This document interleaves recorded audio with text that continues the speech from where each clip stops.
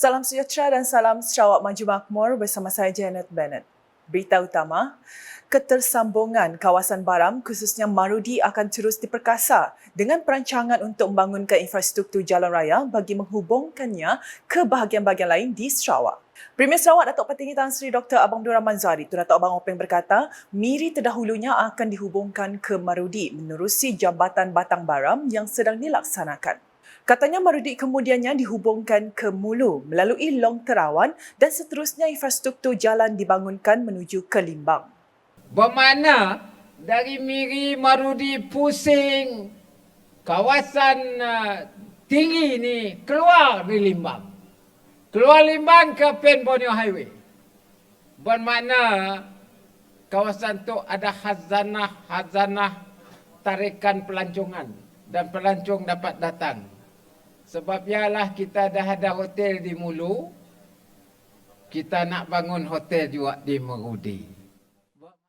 Beliau berkata demikian ketika berucap merasmikan Regatta Baram 2023 di tebingan Marudi pada Sabtu.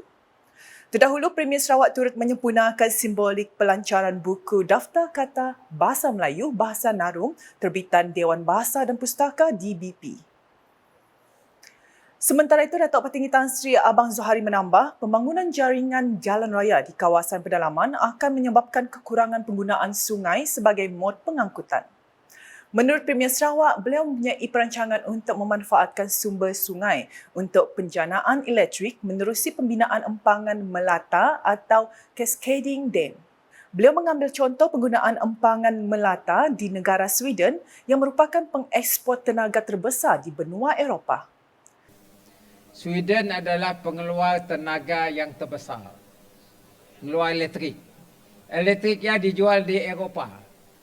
Pakai kabel laut.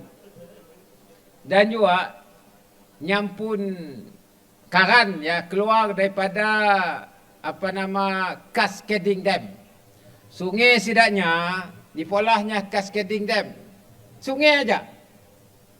Jadi yang mengeluarkan karan. Setidaknya ada 14,000 megawatt. 14,000 megawatt. Daripada sungai aja. Tanah situ tenggelamnya, pakai sungai aja. Apa yang berlaku di Sweden? Ya, saya mengerti. Kita banyak sungai. Kita gunakan mungkin mikir teknologi baru ke Datuk untuk menggunakan karan hidro. Jelasnya lanjut, penggunaan teknologi empangan melata ini akan dipertimbang untuk beberapa kawasan termasuk Kapit dan Baram. Sementara itu, Datuk Petinggi Tan Sri Abang Zohari serta Div-Div kehormat lain berkesempatan menyaksikan acara Lumba Kayu Tidak Terhad Unlimited, perlumbaan yang amat berhormat Premier Sarawak Regatta Baram 2023 di mana tempat ketiga teratas telah dimenangi oleh pasukan-pasukan dari Mulu dengan benderang 4 menduduki tempat pertama, diikuti Nagisah Ki Mulu di tempat kedua dan Tedong Melancar 8 merangkul tempat ketiga. Hadir sama Menteri Pelancongan Industri Kreatif dan Seni Persembahan Sarawak, Datuk Seri Abdul Karim Rahman Hamzah, Timbalan Menteri Kesihatan Awam, Perumahan dan Kerajaan Tempatan Sarawak, Datuk Dr. Penguang Manggil, Timbalan Menteri Pelancongan Industri Kreatif dan Seni Persembahan Sarawak, Datuk Sebastian Ting Chiu Yu, Timbalan Menteri di Jabatan Premier Sarawak, Bureau Immigration dan Pemantauan Projek, Datuk Gerawat Gala serta Div-Div kehormat lain. Laporan seterusnya, jumlah nilai ekspor koko negara bagi tempoh 7 bulan pertama tahun ini mencecah 4.364 bilion ringgit. Timbalan Perdana Menteri Datuk Seri Fadilah Yusof berkata pada tahun 2022 pula, koko menyumbang sebanyak 7.8 bilion ringgit kepada pendapatan ekspor negara. Menurutnya, nilai ekspor ini telah meningkat 13.7% berbanding pada tahun 2021. Koko telah menyumbang pada tahun 2022 sebanyak 7.8 bilion ringgit kepada pendapatan ekspor negara. Sumbangan ini telah meningkat daripada 13.7% berbanding pada tahun 2021. Dalam tempoh 7 bulan tahun ini, iaitu daripada Januari sehingga Julai, jumlah pendapatan ekspor koko negara telah mencecah 4.364 bilion ringgit dan sasaran pendapatan ekspor untuk koko pada tahun ini ialah 8 bilion ringgit. Beliau berkata demikian ketika berucap dalam majlis perasmian Hari Berandau dan Koperasi Kluster Koko Sarawak di Pusat Penyelidikan dan Pembangunan Koko di sini pada Sabtu. Datuk Seri Fadilah yang juga Menteri Peladangan dan Komuniti menambah sebanyak 24.6% atau 1,473 hektar tanaman koko kini diusahakan di Sarawak. Luasan tanaman koko terkini adalah seluas 5,985 hektar dan disasarkan meningkat sehingga 6,335 hektar. Hasil daripada pembukaan kawasan tanaman koko baru. Sebanyak 24.6% ataupun 1,473 hektar tanaman koko diusahakan di negeri Sarawak. Dan tanaman koko di Sarawak tertumpu di kawasan Kota Semarahan dan Sarikip. Manakala bilangan petani koko di Sarawak sehingga ini adalah seramai 1,290 orang.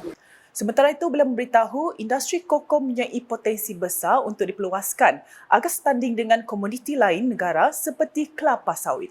Justru beliau mengucapkan tahniah dan syabas kepada Lembaga Koko Malaysia LKM dan Koperasi 3KQ kerana berjaya membangunkan konsep Koko Farm to Table sehingga diperkembangkan kepada produk komoditi pelancongan atau agropelancongan. Katanya konsep ini bukan sahaja mampu meningkatkan pendapatan koperasi tetapi turut menyokong ke arah kelestarian industri koko negara.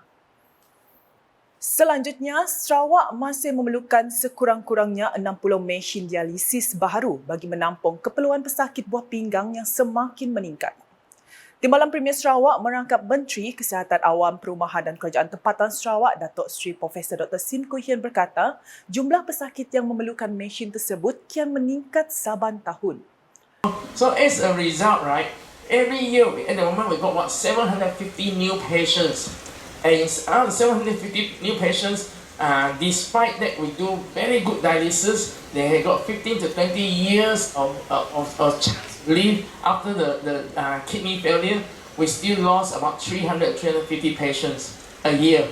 Beliau berkata demikian semasa berucap dalam majlis perasmian Pusat Dialisis Yayasan Buah Pinggang Kebangsaan NKF dan Persatuan Buah Pinggang Sarawak KAS di sini pada Sabtu. Menurut beliau, dengan adanya pusat dialisis di bawah kementeriannya, pihak swasta dan badan bukan kerajaan NGO di Sarawak telah memberi peluang kedua kepada lebih 4,000 orang pesakit buah pinggang untuk mendapatkan rawatan. Pusat dialisis NKF KAS Kota Semarahan merupakan cawangan yang ketiga di Sarawak di mana seramai 55 orang pesakit mendapatkan rawatan dialisis di pusat berkenaan. Pusat tersebut memiliki 10 mesin dialisis, 4 orang jururawat, 3 orang pembantu dialisis dan seorang admin untuk membantu dalam proses rawatan kepada pesakit yang datang dari sekitar kawasan Kuching seperti Batu Kawah, Matang, Petrojaya, Simunjan, Asajaya, Kota Semarahan, Padawan, Labuan, Serian dan Sri Aman. Di Igan pula, seramai 19 pelajar cemerlang Sekolah Menengah Kebangsaan SMK Agama Igan yang memperolehi keputusan CJ Pelajaran Malaysia SPM 2022, 4A dan ke atas serta 13 pelajar CJ Tinggi Persekolahan Malaysia STPM telah mendapat bantuan pendidikan masing-masing.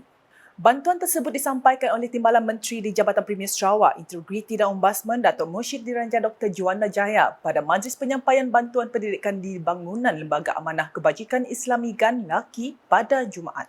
Pelajar SPM masing-masing mendapat RM100 untuk setiap A di mana seorang dari pelajar itu mendapat keputusan paling cemerlang iaitu 11A.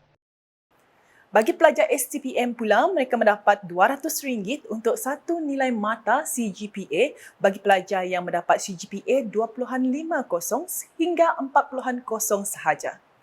Dalam ucapan ringkas, Dr. Juanda berkata insentif ini adalah sebagai sokongan kepada pelajar agar mereka terus bersemangat untuk belajar dan menimba ilmu.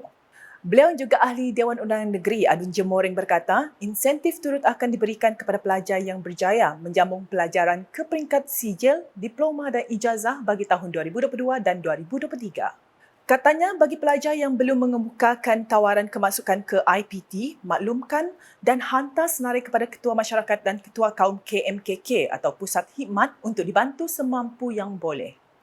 Katanya lagi, beliau akan sentiasa memberi komitmen untuk membantu pihak sekolah dan pelajar untuk apa-apa sahaja program pendidikan dan insentif pendidikan sebagai motivasi untuk para pelajar. Ke perkembangan berikut, Perbadanan Kemajuan Perusahaan Kayu Sarawak Pusaka komited dalam usaha membantu menyediakan kemudahan pembangunan bagi sekolah-sekolah di kawasan luar bandar negeri ini. Pengurus Besar Pusaka Zainal Abidin Abdullah memberitahu Persatuan Kayu Sarawak STA menerusi anak syarikatnya STA Mutual Fund Sendirian Berhad telah bekerjasama dengan Pusaka dalam memperuntukkan dana sumbangan kewangan kepada sekolah-sekolah yang memerlukannya bantuan. Jelasnya sumbangan dana yang diurus oleh pusaka tersebut bertujuan untuk menyediakan persekitaran yang kondusif bagi pembelajaran dan pengajaran di sekolah-sekolah yang berkaitan. Beliau berkata demikian semasa berucap pada Majlis Penyampaian Sumbangan Kewangan STA Mutual Fund Sendirian Berhad dan Pusaka serta pelancaran buku The Applications of Timber in Our Culture di Wisma Sumber Alam di sini pada Jumaat. Zana menambah sumbangan dana kewangan ini selaras dengan strategi pembangunan pasca COVID-19 PCDS 2030 yang berasaskan prinsip alam sekitar, sosial dan takdir urus ESG. Maka pada hari ini sebanyak 11 buah sekolah, saya dipahamkan 11 buah sekolah menengah dan sekolah rendah serta sebuah pusat pengajian tinggi awam UITM akan menerima sumbangan pada pagi ini, sumbangan dana daripada STA Mutual Sendirian Berhad dengan jumlah keseluruhan bernilai lebih kurang RM55,000. Katanya lagi sejak tahun 2012 hingga tahun 2019, jumlah sumbangan dana yang telah disalurkan oleh Pusaka adalah sebanyak RM1.5 juta. Dalam majlis sama, beliau turut melancarkan buku bertajuk The Applications of Timber in Our Culture bagi mempromosikan penggunaan kayu yang terdapat di Sarawak. Sekian edisi malam bersama saya, Janet Bennett. Berita lebih lanjut boleh didapati di semua platform media sosial UKAS, masuk portal ukas.sarawak.gov.my dan UKAS channel di YouTube. Sebelum mengakhiri buletin malam, saksikan sorotan perasmian Regata Baram 2023 oleh Premier Sarawak di Tebingan Marudi pada Sabtu. #Saluran Informasi Rakyat, salam UKAS.